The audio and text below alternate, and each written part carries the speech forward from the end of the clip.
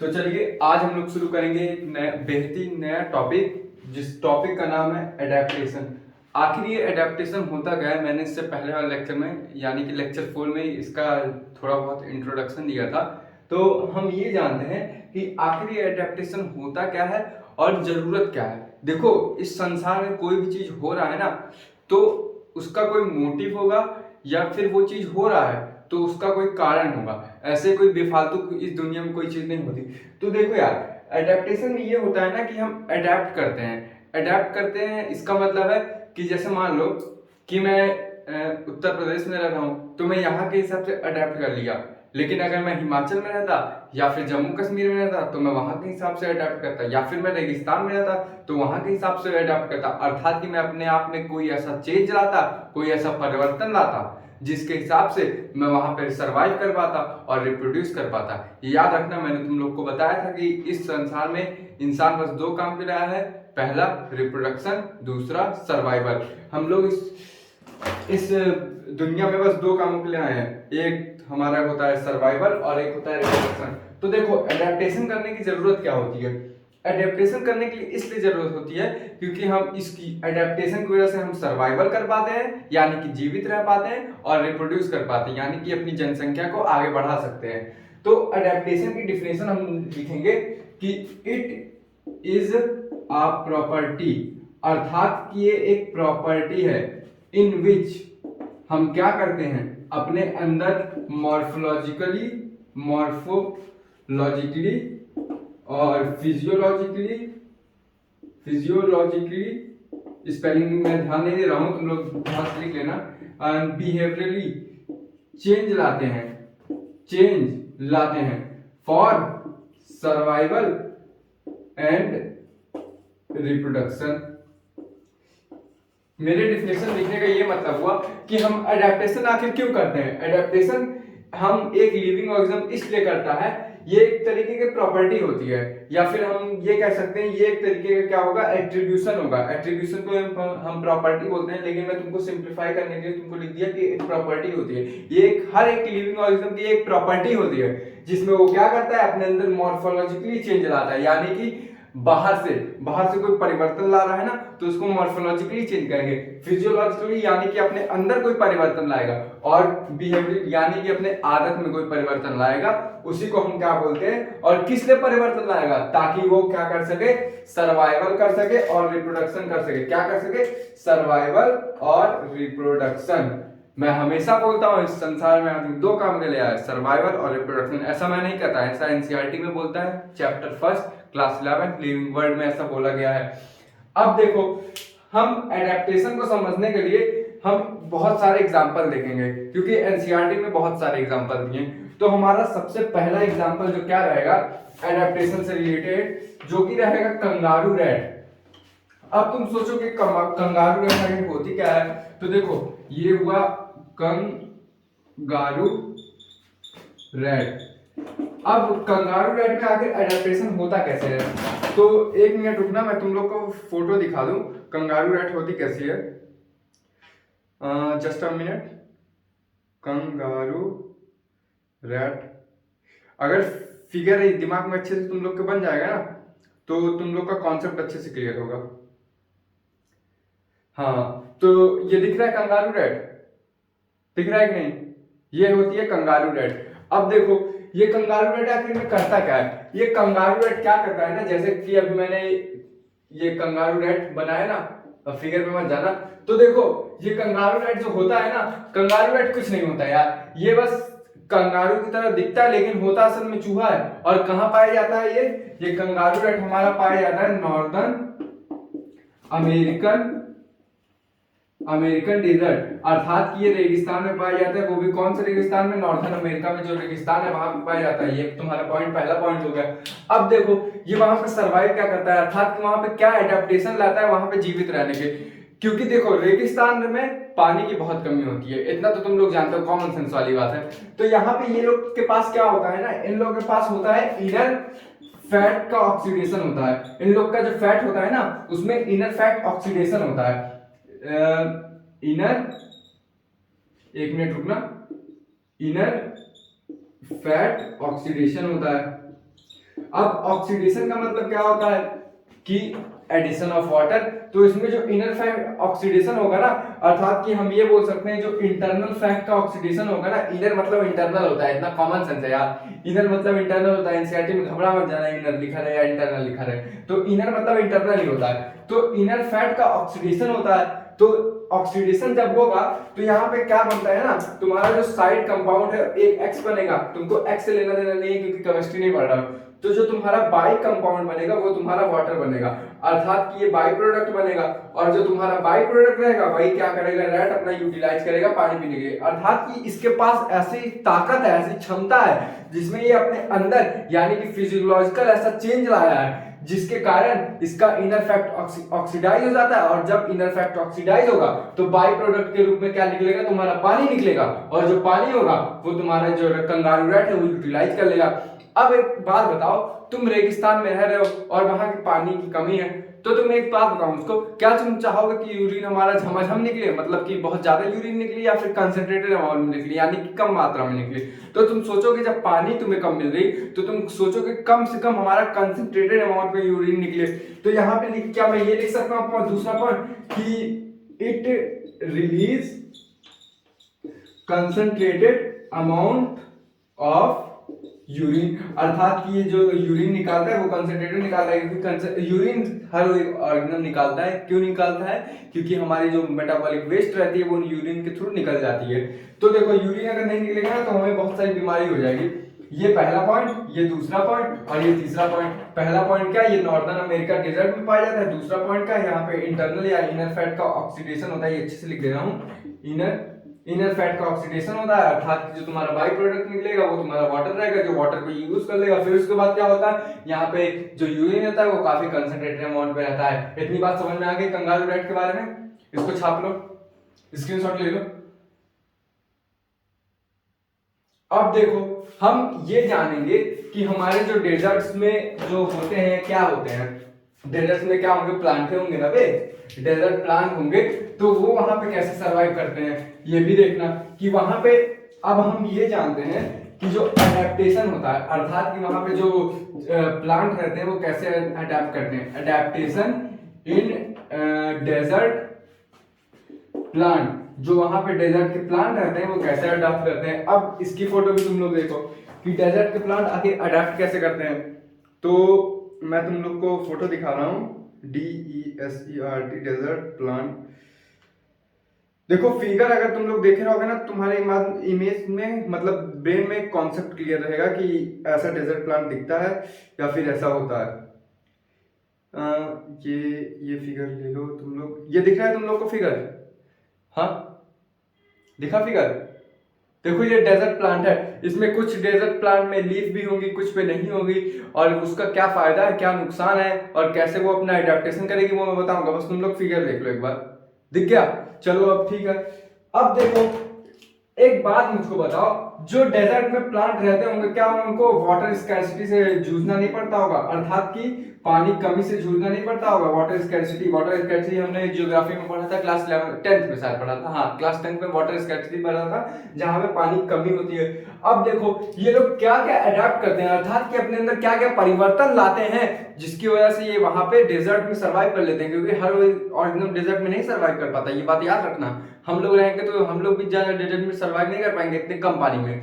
तो देखो अगर मान लो कि ये एक प्लांट है डेजर्ट वाला, और इस प्लांट के पास मान लो लीफ है, ऐसा प्लांट डेजर्ट में है जो लीफ है, तो एक कॉमन सेंस वाली बात बताओ कि डेजर्ट में मान लो लीफ है, लीफ वाले भी होते हैं, जो बिना लीफ वाले होते हैं वो भी होते हैं, तो उनका भी एडेप्टेशन बताऊंगा, और जो लीफ वाले होते हैं उनका भी बताऊंगा। अभी लीफ वालों को समझो। तो मान लो कि डेजर्ट में तो सारी जगह हॉट वाटर रहेगा, मतलब कि अर्थात सब जगह गर्मी रहेगा, तो तुम क्या करोगे, सोचोगे और गर्मी निकालें? अरे पगला गए हो क्या बे, पहले में से गर्मी रहेगी, तुम सोचोगे और गर्मी दे दे। तो यहाँ पे क्या होता है कि जो लीफ होते हैं, क्योंकि लीफ से ही हमारा वाटर इवापोरेट होता है, अर्थात ही पानी निकलता है, तो तुम वहां पे पानी की वजह से कमी रहेगी, तो तुम क्या सोचोगे पानी कम से कम निकले ना।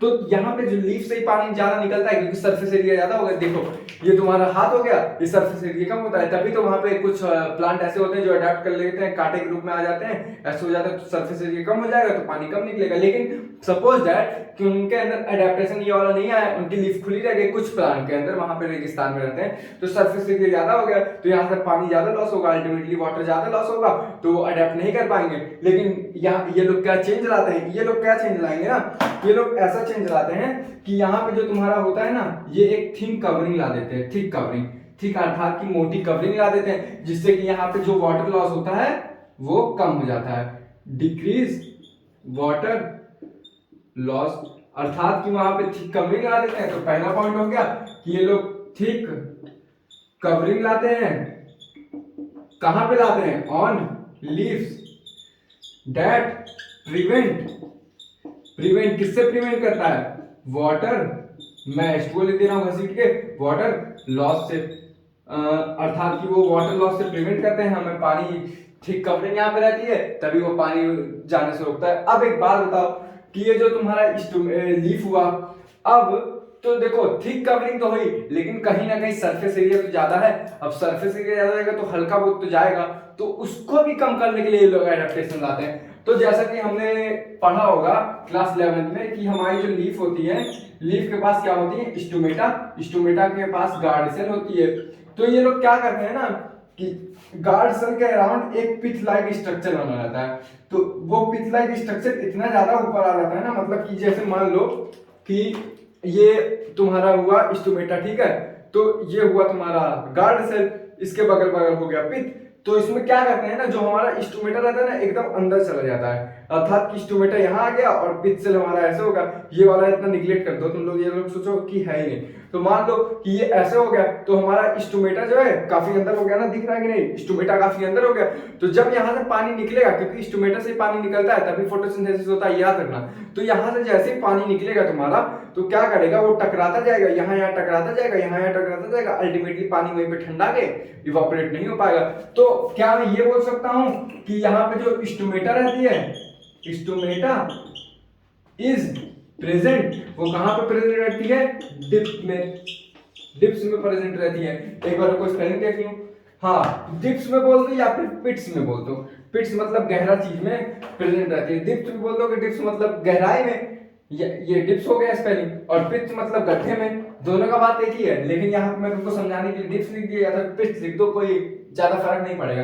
तो अर्थात यहाँ पे ये दूसरा कॉन्सेप्ट समझ में आया कि जो हमारी स्टोमेटा रहती है वो कहाँ प्रेजेंट रहेगी, पिट्स में या फिर डिप्स में, गहराई में प्रेजेंट रहेगी, जिसके कारण वाटर लॉस कम होगा। अभी मैंने एग्जांपल दिया कि यहाँ पे ऐसे रहेगा, तो जब वाटर इवापोरेट होगा तो यहाँ टकरा के फिर से वापस आ जाएगा। इतनी बात समझ में आएंगे, 2 पॉइंट, इसको छापना है तो छाप लो। अब देखो ये तो तुम्हारी कंडीशन हुई डे टाइम में, देखो मैंने तुमको बताया अभी ना कि फूड बनाने के लिए फोटोसिंथेसिस करने की जरूरत होती है, और उस फोटोसिंथेसिस को कैसे होता है, जब स्टोमेटा वाटर लेगा तब फोटोसिंथेसिस हो पाएगी। तो ये लोग क्या करते हैं ना कि डे टाइम में अपना जो पिथ है ना क्लोज कर देते हैं, अर्थात कि अपना जो गार्ड सेल है क्लोज कर देंगे, तो वहां से पानी निकल नहीं पाएगा। और नाइट टाइम में क्या करेंगे, नाइट टाइम में ये लोग क्या करते हैं, अपना ओपन कर देते हैं, क्योंकि नाइट में वैसे भी ठंडी रहेगी, तो ये लोग अल्टीमेटली वाटर ले लेते हैं। तो क्या मैं ये बोल सकता हूँ नाइट टाइम में स्टोमेटा जो होता है ओपन हो जाता है, लेकिन अगर यहाँ पे बात कर लूं तो डे टाइम में क्लोज हो जाता है, क्योंकि डे टाइम में इतनी ज्यादा गर्मी रहेगी और स्टोमेटा अगर क्लोज रहा तो ओपन रहा तो तुम्हारा अल्टीमेटली वाटर ज्यादा लॉस होगा। लेकिन नाइट टाइम में ठंडी रहती है रेगिस्तान में, अगर तुम लोग को टाइम मिले तो इसका गूगल सर्च मारना नाइट टाइम में क्यों ठंडी रहती है और डे टाइम में क्यों गर्मी रहती है, ये खैर हम लोग के सिलेबस में नहीं है अभी। तो स्टोमेटा जो रहेगा हमारा ओपन हो जाता है नाइट में, क्योंकि वहां पे क्या होता है कि ठंडी हो जाती है, तो हमारा जो फोटोसिंथेसिस करने के लिए वो ले लेता है, ऑक्सीजन ले लेगा, वाटर ले लेगा, और डे टाइम में क्या होता है क्लोज कर लेता है ताकि वाटर का लॉस कम हो सके। इतनी बात समझ आ गई। अब देखो यहाँ पे दूसरा पॉइंट हम लोग लिखते हैं,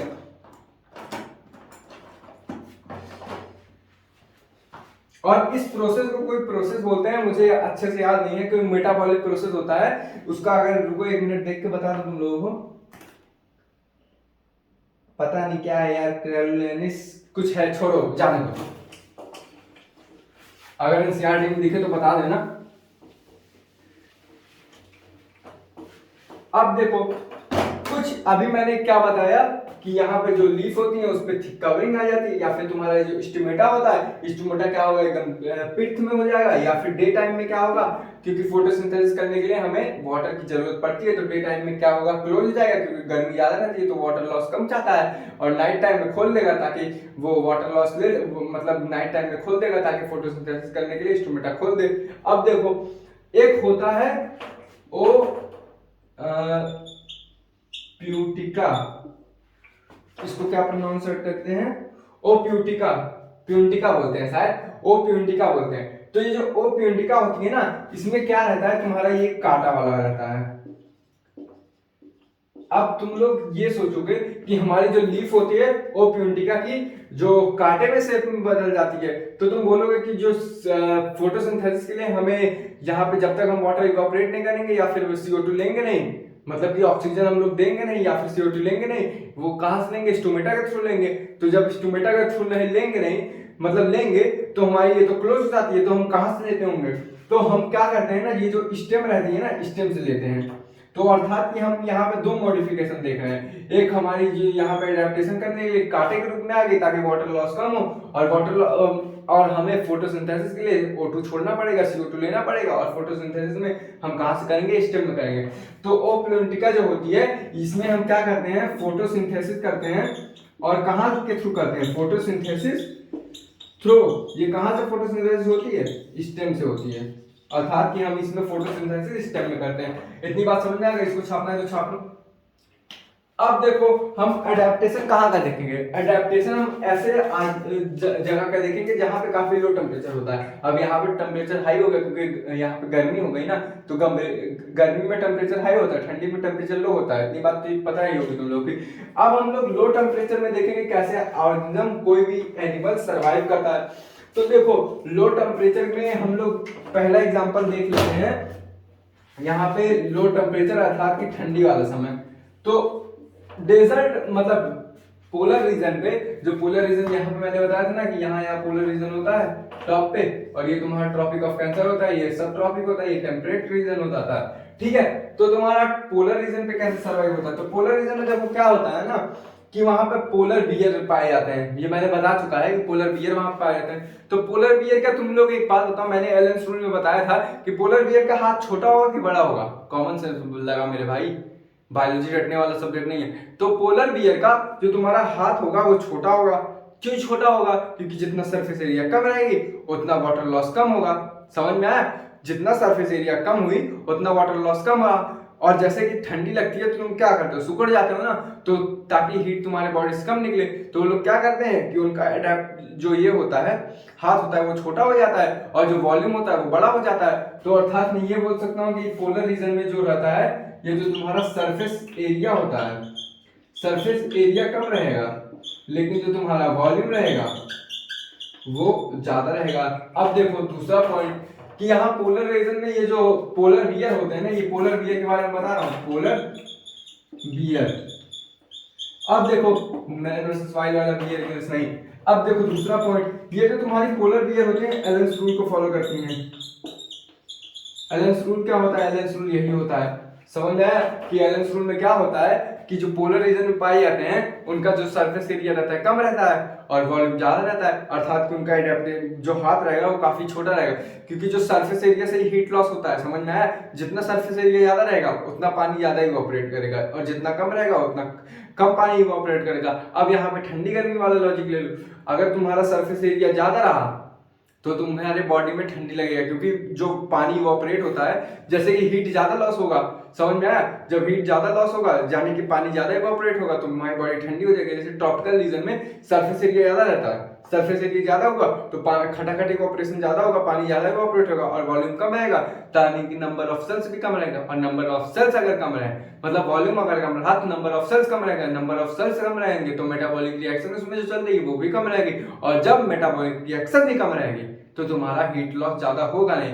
क्योंकि जब देखो ट्रॉपिकल रीजन में क्या होगा, तुम्हारा सरफेस एरिया बढ़ जाएगा ताकि उसमें से हीट ज्यादा लॉस हो, यानी कि इवोपरेट ज्यादा हो। लेकिन तुम क्या करोगे, वॉल्यूम तुम्हारा कम रहेगा, क्योंकि वॉल्यूम अगर कम रहा तभी तुम्हारा जो मेटाबॉलिक रिएक्शन कम चलेगी, वरना तुम पहले से गर्मी एरिया में रह रहे हो, ठीक है, अब तुम्हारे अंदर वॉल्यूम ज्यादा होगा तो वहां पे मेटाबॉलिक रिएक्शन भी ज्यादा होने लगेगी, अर्थात कि तुम सर्वाइव नहीं कर पाओगे। लेकिन पोलर रीजन में क्या होगा, तुम चाहोगे कि सरफेस एरिया कम हो, सरफेस एरिया इसलिए कम हो ताकि हीट लॉस कम हो, और हीट लॉस कम होगा तो तुम क्या हो, पोलर एरिया ठंडी रीजन है तो तुम सोचोगे कि हमारे पास इतना ज्यादा वॉल्यूम आ जाए, यानी कि नंबर ऑफ सेल्स इतना आ जाए कि हमारे अंदर मेटाबॉलिक रिएक्शन ज्यादा चले, और जब मेटाबॉलिक रिएक्शन चलेगी तो उसमें हीट प्रोड्यूस होता है। ये एलेंस रूल की बात है, फिर से रिपीट कर दिया, खैर छोड़ो।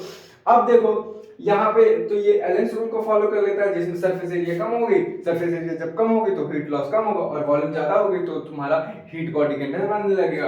अब देखो यहाँ पे जो एक्वेटिक जो मैमल्स होते हैं, अर्थात की सील्स जो होते हैं, सील्स को देखियो, सील्स यार कुछ नहीं मतलब ना ऐसे ही उन लोग का शायद शेप रहता है, अब मैं अच्छे से बना पाऊं कि नहीं बना पाऊं, ऐसे ही उन लोग का शेप रहता है। अब ये क्या है ये बाद में बताऊंगा, ऐसे ही उन लोग का शेप रहता है, ठीक है सील्स का। तुमको एक बार सील्स की फोटो दिखा देता हूं मैं, फोटो मैं इसलिए दिखा रहा हूं ताकि तुम लोगों का कॉन्सेप्ट बना रहेगा बस, और कोई बात नहीं है। सील्स इमेज, हाँ ये देख मेरे भाई, सील्स का इमेज दिख रहा है कि नहीं?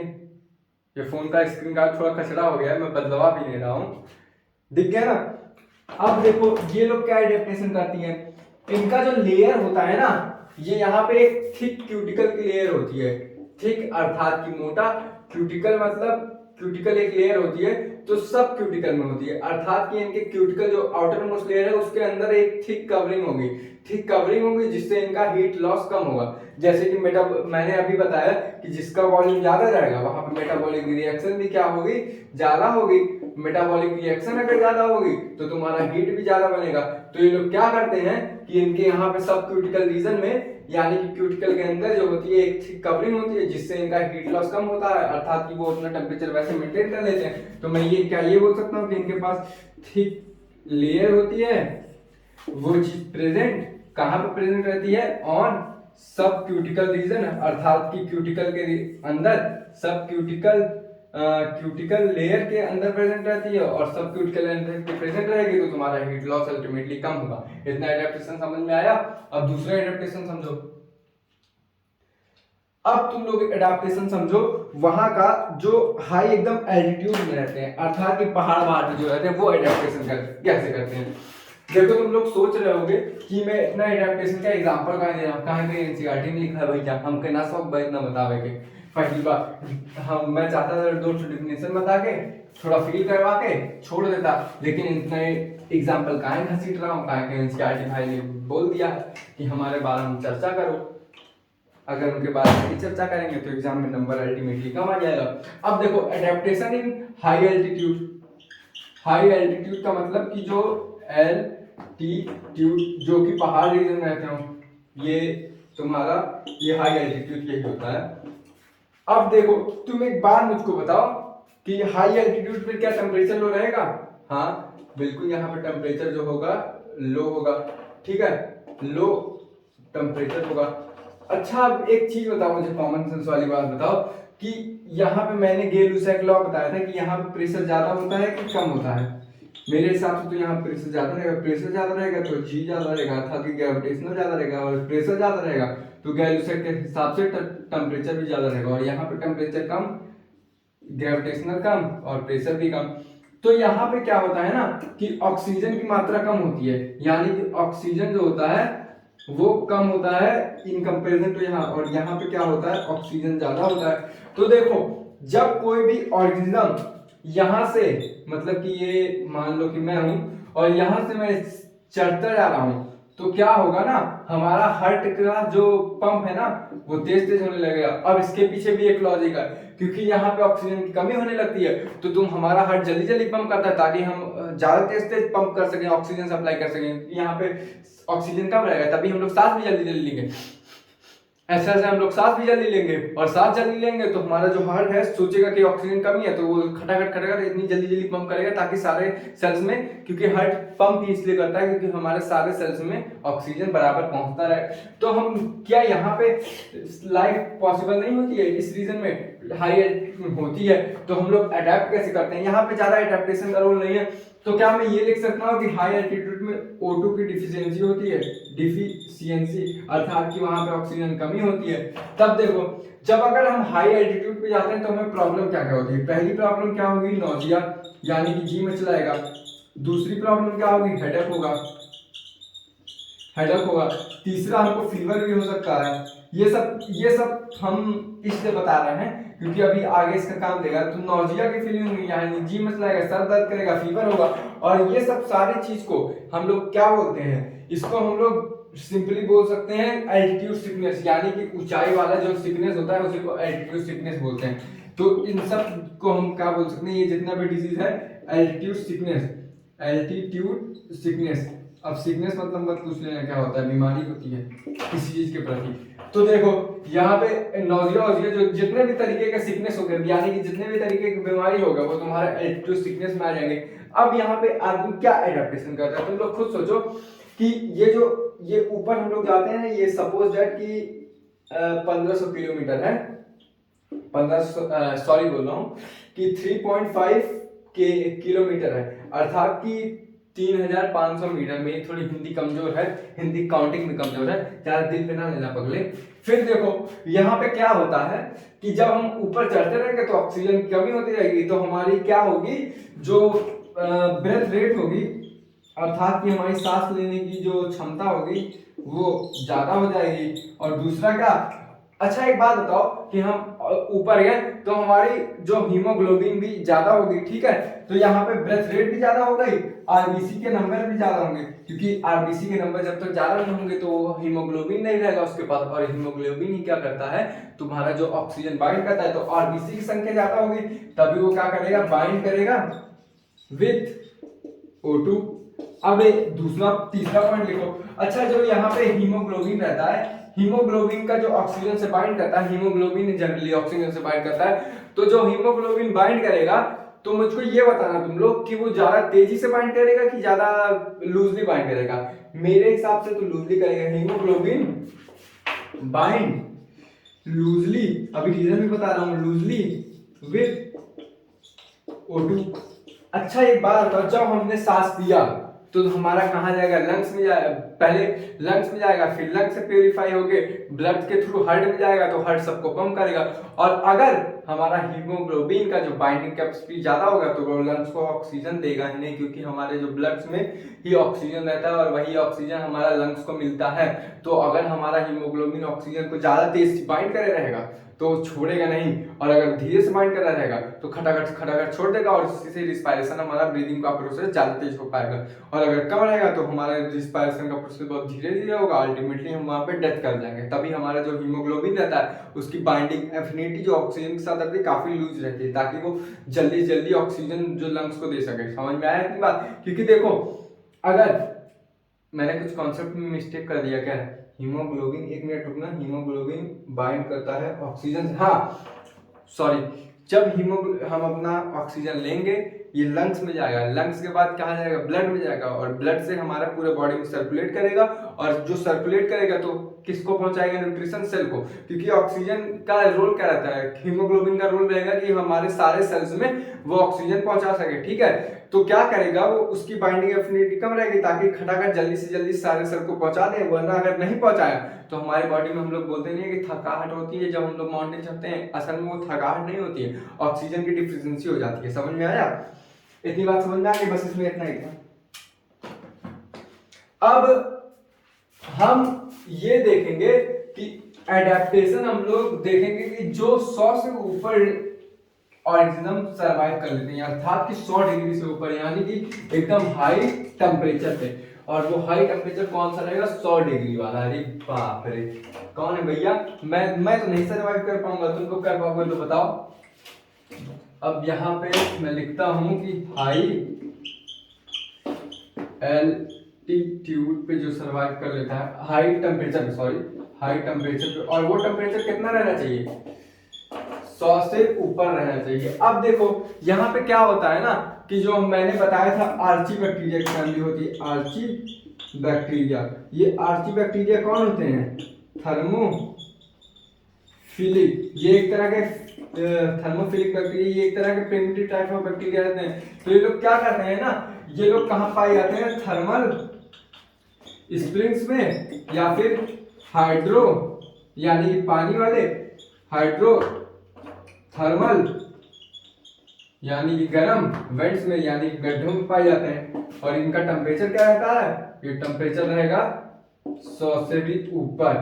चलो यहाँ पे क्योंकि इनका, अब तुम लोग ये बताओ मुझको, मैंने पिछले लेक्चर में चिक चिक के बताया था कि यहाँ पे जो थर्मोफिलिक बैक्टीरिया यहाँ पे कैसे पाई जाती है, क्योंकि इनका जो मेटाबॉलिक रिएक्शन रहता है वो वहां पे एकदम बेस्ट परफॉर्मेंस करता है, क्योंकि इनका मेटाबॉलिक रिएक्शन के लिए हमें एंजाइम की जो जरूरत पड़ती है वो 100 डिग्री पे ही वर्क करेगा। अल्टीमेटली ये वहां पे सर्वाइव कर लेते हैं, क्योंकि मेटाबॉलिक रिएक्शन बहुत इंपॉर्टेंट फीचर प्ले करती है यार। मेटाबॉलिक रिएक्शन तुम्हारा डिफाइनिंग फीचर है एक लिविंग ऑर्गेनिज्म का, जो भी हमने लिविंग वर्ड्स में पढ़ा होगा, जिसने पढ़ा होगा क्लास 11 में वो जानते होंगे कि मेटाबॉलिक रिएक्शन एक डिफाइनिंग फीचर है एक लिविंग ऑर्गेनिज्म के। इसमें बस इतना ही था, छाप लो इसको। अब हम जानेंगे कि जो एडेप्टेशन होता है लो टेम्परेचर में हम कैसे करते हैं। अब लो टेम्परेचर में तुम लोग बोलोगे कि लो टेम्परेचर वाला तो हो गया, तो लो टेम्परेचर में अब हम किसका पढ़ेंगे ना, जो एक्वाटिक फिशेस रहती हैं, अर्थात की जो फिशेस रहती हैं लो टेम्परेचर में, मछलियां जो रहती हैं उनका एडेप्टेशन देखेंगे।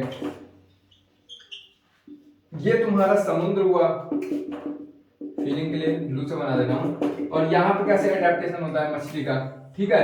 तो यहाँ पे मछली क्या करती है, यहाँ पे लो टेम्परेचर रहता है, तो इन्होंने क्या एडेप्टेशन किया कि ये क्या करते हैं, अपना जो इनके में एंटी फर्टिलाइजिंग प्रोटीन पाया जाता है। क्यों, एक बात बताओ, यहाँ पे इतनी ज्यादा ठंडी रहती है, लो टेम्परेचर रहता है, ठीक है, तो यहाँ पे पानी भी बर्फ जम जाता है, ठीक है, और हमारे अंदर पानी रहता है कि नहीं, एक लिविंग ऑर्गेनिज्म के अंदर पानी रहेगा कि नहीं, बोल मेरे भाई, 70 से 90% हर सेल में पानी रहता है, मतलब कि एक कंप्लीट बॉडी में ना 70 से 90% पानी रहेगा। तो अगर हम पानी फ्रिज में रखते हैं, सपोज दैट कि हमने पानी ये फ्रिज में रख दिया, ये बोतल अच्छे से नहीं बन पा रहा है, ये पानी हमने फ्रिज में रख दिया, ये दारू मत समझ लेना, तो ये ठंडा हो जाता है, बर्फ जम जाता है। अगर हमने ज्यादा माइनस में रख दिया तो -1 डिग्री में रख दिया तब बर्फ बन जाएगा, ऑटोमेटिक जीरो पे बर्फ बनना शुरू हो जाता है।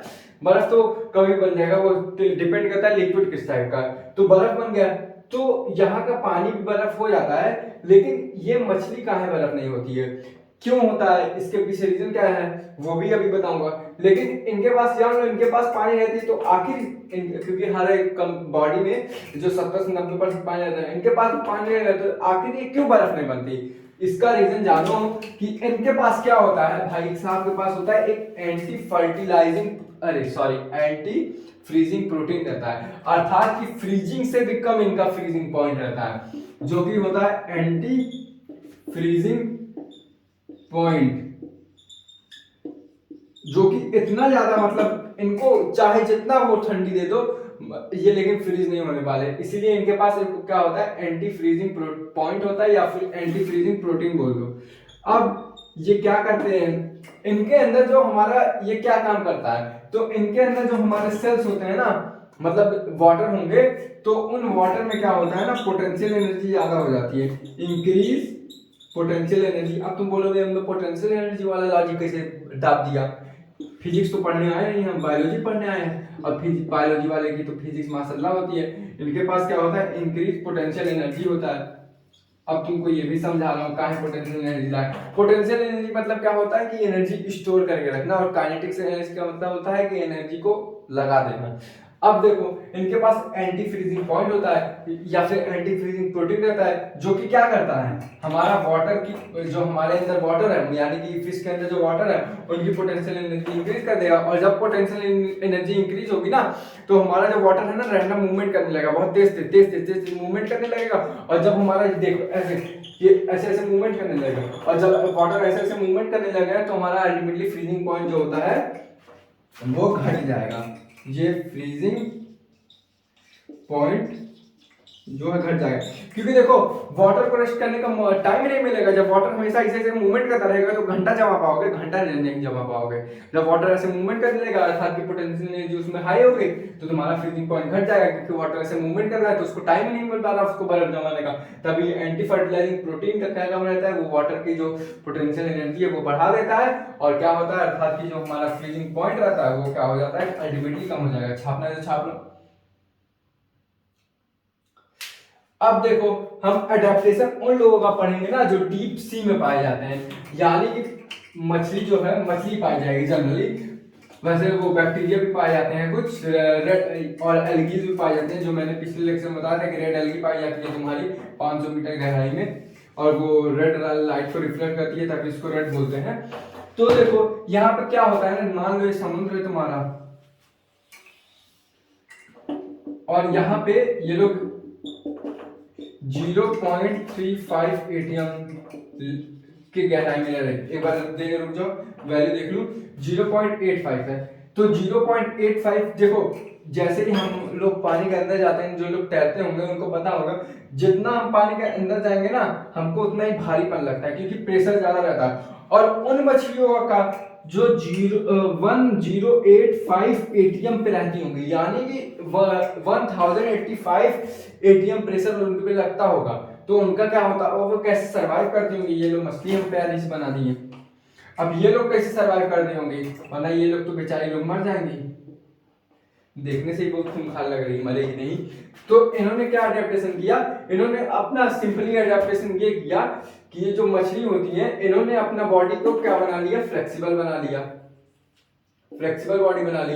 अर्थात कि इतना प्रेशर रहेगा तो ये अपनी बॉडी अगर लचीली बना रही है तो इन पे क्या पानी का प्रभाव पड़ेगा, इतने प्रेशर का नहीं पड़ेगा। और इन्होंने क्या किया, इनके पास क्या होता है, ट्राई मेथिल अमाइन ऑक्साइड होते हैं, ऑक्साइड एसिड होता है। ये क्या करता है, ये क्या करता है, जो स्ट्रक्चरल प्रोटीन होता है या फिर एंजाइम कह लो, उसको क्या करता है, स्टेबल बनाने में मदद कर देता है। अर्थात कि ये ट्राइमेथिल एमिन ऑक्साइड एसिड है, इसका नाम मैं देख लूं, यही है ना, हाँ, ट्राइमेथिल एमिन ऑक्साइड एसिड जो है उसको वो क्या काम करता है कि हमारी जो प्रोटीन है और एंजाइम है उसको स्टेबल बनाने का काम करता है, क्योंकि हमारे बॉडी के अंदर मैक्सिमम प्रोटीन ही रहता है। जो हमारा जो एंजाइम होता है वो प्रोटीन का ही बना रहता है, जितना भी मोटा एंटीबॉडी बनता है वो भी प्रोटीन का बना रहता है।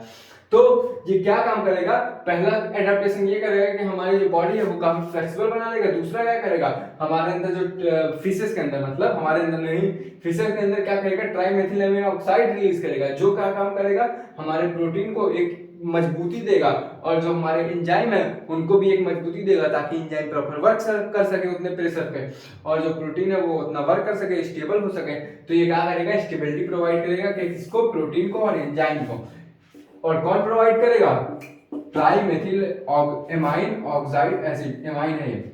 इतना समझ में आ गया, समझ में नहीं आया मतलब समझ में, लिखने जो लिखा हुआ नहीं समझ में आ रहा तो सुनते जाना, सुनोगे तो कॉन्सेप्ट बनेगा यार, लिखने को कोई फायदा नहीं है। क्या होता है, फ्लेक्सिबल बॉडी होती है। दूसरा इनके पास ट्राइमेथिल एमिन ऑक्साइड होता है, जो कि क्या करता है, स्ट्रक्चरल स्टेबिलिटी देता है, उसको स्टेबल करता है, किसको, प्रोटीन को और एंजाइम को, ताकि वो लोग अपना प्रॉपर फंक्शन कर सके। अब हम एक एग्जांपल एनसीईआरटी में और दिया है, ये एडेप्टेशन का एकदम लास्ट एग्जांपल है कि बिहेवियर चेंज कैसे लाते हैं, कौन लाते हैं ये भी सुन लो।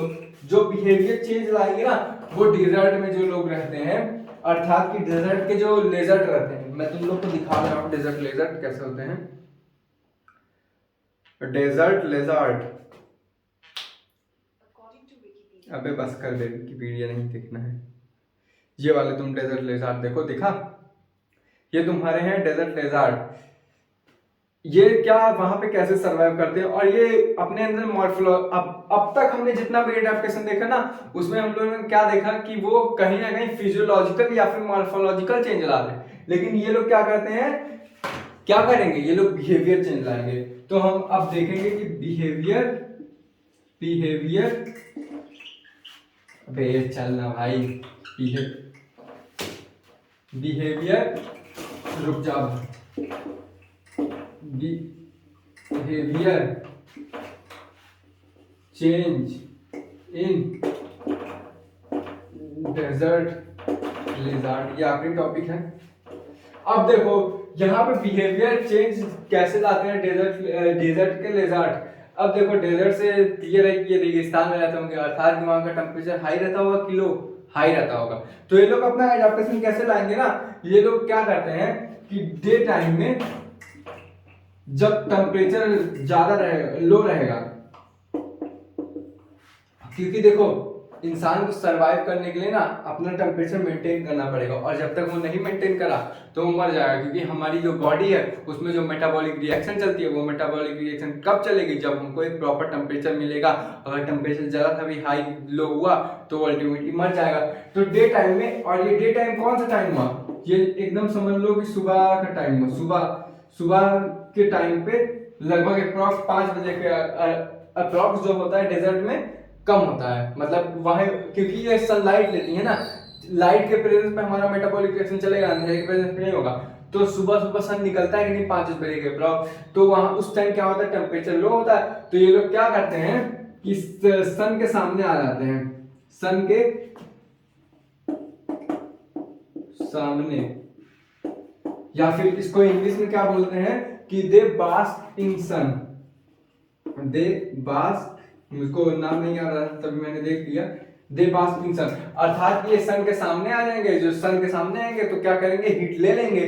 अब देखो ये तो हुआ रेगिस्तान में सुबह का जुगाड़। सुबह क्या करेंगे ये लोग, जब सन निकलेगा तो क्या करेंगे, उस समय टेम्परेचर लो रहता है तो खटाखट सन बास ले लेंगे, यानी कि सन की रोशनी ले लेंगे। अब देखो आफ्टरनून टाइम में क्या होगा, आफ्टरनून टाइम में अपरंपार गर्मी, और अगर ज्यादा गर्मी तो मेटाबॉलिक रिएक्शन डिसमिस हो जाएगी, और हमारे एंजाइम जो प्रॉपर वर्क नहीं करेंगे तभी हमारा मेटाबॉलिक रिएक्शन डिसमिस होगी, यानी कि प्रॉपर वर्क नहीं करेगी। तो आफ्टरनून में क्या करेंगे, ये लोग गड्ढे में चले जाएंगे। ये जैसे कि ये लेजर्ट होते हैं ना, गड्ढे में चले जाते हैं। तो ये गड्ढे के अंदर, अगर डेजर्ट के अंदर हम लोग गड्ढे में चलेंगे ना, तो यहाँ पे टेम्परेचर थोड़ा लो रहता है। मतलब अभी तुम कभी ऑब्जर्व करके देखना कि अगर तुम बालू के अंदर हाथ डालोगे ना तो ठंडा बालू रहेगा, लेकिन उसके ऊपर रखोगे तो गर्म रहता है, समझ में आया। तो ये क्या करेंगे, गड्ढे में चले जाएंगे, तो उससे क्या होगा, तब वहां पे अपना टेम्परेचर मेंटेन कर लेंगे। और इसमें क्या आता है, मॉर्निंग बास ले लेते हैं, यानी कि सुबह के टाइम जब टेम्परेचर लो रहता है तो बास ले लेते हैं सन के सामने। और यहाँ पे क्या आता है, यहाँ पे टेम्परेचर जब हाई होगा तो ये लोग गड्ढे में चले जाएंगे। और इसको टर्मिनोलॉजी क्या रही कहिए, दे गो इन बैरोस, दे गो इन बैरोज, अर्थात ये गड्ढों में चले जाएंगे। और जब गड्ढों में चले जाएंगे तो क्या होगा, इनका टेम्परेचर तब मेंटेन हो जाएगा। तो इनका ये क्या कर रहे हैं, मॉर्फोलॉजी में चेंज ला रहे हैं, यानी कि अपने बाहर कोई चेंज ला रहे हैं, नहीं ला रहे हैं। फिजियोलॉजिकल चेंज ला रहे हैं, नहीं ला रहे हैं। ये लोग क्या कर रहे हैं, सिंपली अपनी मेटाबॉलिक रिएक्शन को बेस्ट चलने के लिए ये लोग जब सुबह के टाइम टेम्परेचर लो रहेगा तो सन का बास ले लेंगे, ताकि इनका मेटाबॉलिक रिएक्शन ठीक चले। तो इनको लो टेम्परेचर चाहिए होता है नॉर्मली, अब ज्यादा लो भी नहीं ज्यादा हाई भी नहीं। तो आफ्टरनून टाइम में क्या करेंगे, ये लोग बैरोज में चले जाएंगे, यानी गड्ढों में चले जाएंगे, जिससे इनका मेटाबॉलिक रिएक्शन अच्छा चलेगा। तो चलिए आज की बातें यहीं तक करते हैं, कल की बातें कल करेंगे, और कल हम लोग पढ़ेंगे पॉपुलेशन। समझ में आया? तो जय हिंद, जय भारत। लाइक कमेंट सब्सक्राइब कर देना, ना करना होगा तो मत करना।